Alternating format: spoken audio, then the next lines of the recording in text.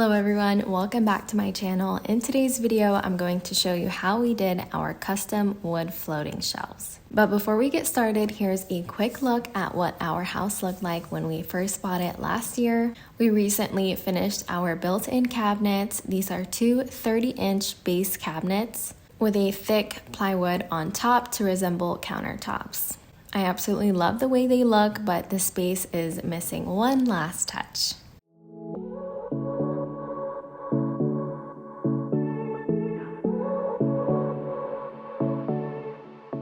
To start, my husband measured and cut all the wood pieces that we will be using. We will be adding 2 shelves on each side. Before nailing anything in, we made sure we were on the same page about measurements. So we placed a vase that I would like to have displayed here to make sure there's enough clearance.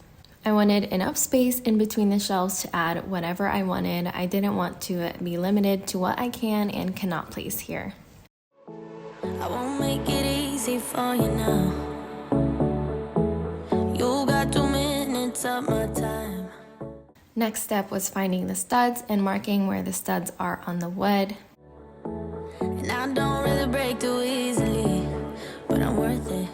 He pre-drilled the wood screws where we placed the markings. This allows you to place the screws directly where you need it without having to worry about holding everything in place. I'll slip into your dreams tonight. Oh, so give me your all. I'll take it to Mars. Oh, I'll stick like glue inside your mind. Just watch me breaking your sweat. You're falling into me, touch me. I swear you're doing it. We are creating a frame for the wood surface to sit on top of. These are 1.5 inches thick, but because I didn't want a really thick shelf, we turned them on the side. That's 3/4 inches thick. So keep us awake till the dawn. Baby, feel free. I wanna make you sweat on me. I wanna make you sweat on me. I got you wrapped around my finger,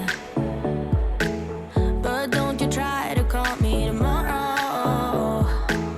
There's nothing personal in having a little fun. You wait and see if it's worth your while. We repeated the same steps on the other side.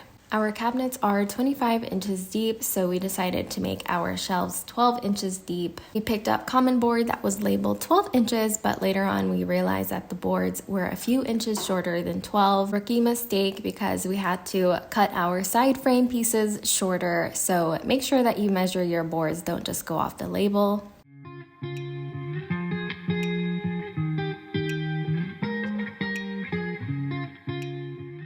Before nailing the wood in place with a brad nailer, we added wood glue first. I once felt I'm done with the defense. Drove back and climbed over your fence. Had to show you that I was a mess. So you were shrugging your shoulders and closed off. That's what I told you. Soon enough, everything started to change. There's no going back, no going back. There's no going back to your old life. Not living in the past, we're over that. I'm feeling it tonight, riding on the dizzying heights.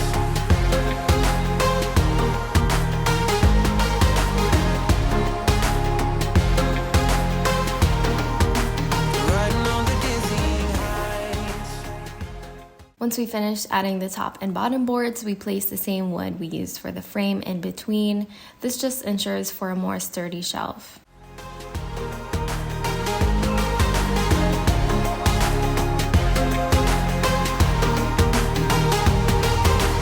Felt like nothing could stop us. Sunsets, remember the colors. They were wrong, it was way more than a dream. We climbed up, yeah, over the hillside. So right, we stood there all wide-eyed. You and I floated on air in my mind. 'Cause there's no going back, no going back. There's no going back to your old life. Not living in the past, we're over that. I'm feeling it tonight, riding on the dizzying heights.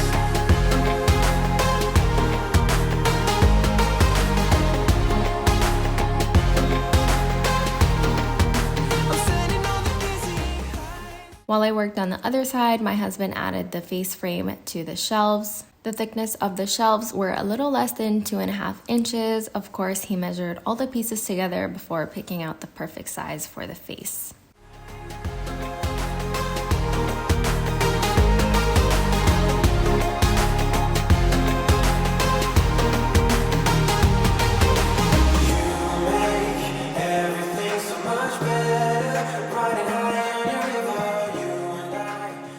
Two days later, I was able to start working on filling in the nail holes and sanding everything to start staining.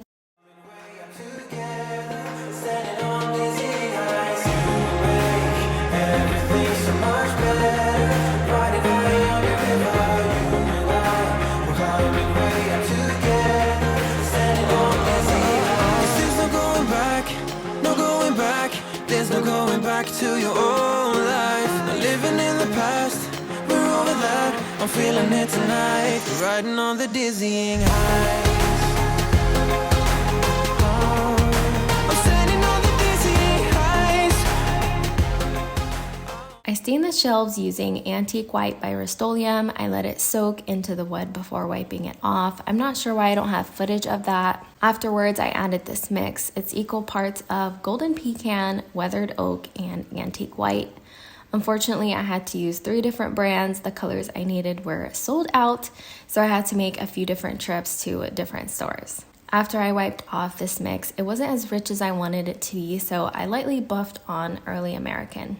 I used a very, very, very light hand with it, and it gave me the look that I was going for, which was to match my floors.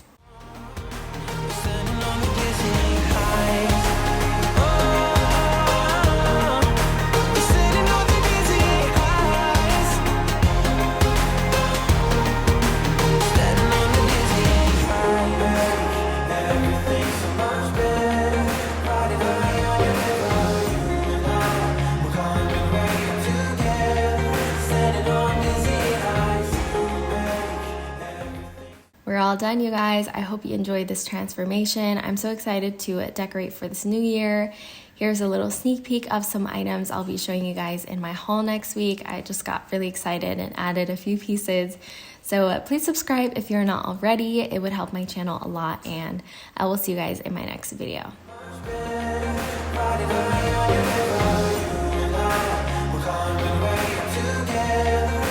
Standing on the dizzying heights.